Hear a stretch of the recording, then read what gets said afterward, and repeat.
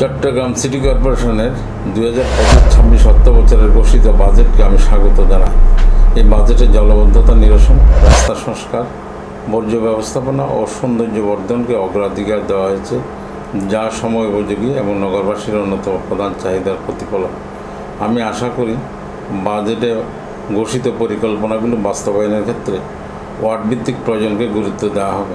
বিশেষ করে আমাদের কাট্টলি ওয়ার্ডে দীর্ঘদিন ধরে কিছু গুরুত্বপূর্ণ সড়ক সংস্কার, ড্রেনেজ ব্যবস্থাপনার উন্নয়ন এবং পর্যাপ্ত স্ট্রিট লাইটের দাবি আছে, যেগুলি এবার যেন বাস্তবায়নের সুযোগ পায়।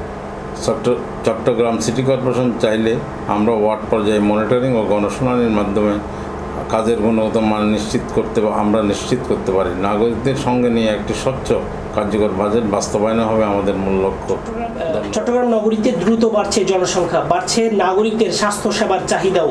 সেই প্রেক্ষাপটে এবার চট্টগ্রাম সিটি কর্পোরেশন ঘোষিত বাজেটে স্বাস্থ্য খাতে বিশেষ গুরুত্ব দেওয়া হয়েছে। নতুন করে হাসপাতাল আধুনিকায়ন, বরাদ্দ বাড়ানো হয়েছে ওয়ার্ড পর্যায়ে স্বাস্থ্য কেন্দ্র উন্নয়ন এবং পরিচ্ছন্নতা কার্যক্রমে। সিটি কর্পোরেশন বলছে নাগরিকদের সহজলভ্য ও মানসম্পন্ন হাসপাতাল দিতে এবার আরও বেশি গুরুত্ব দেওয়া হয়েছে।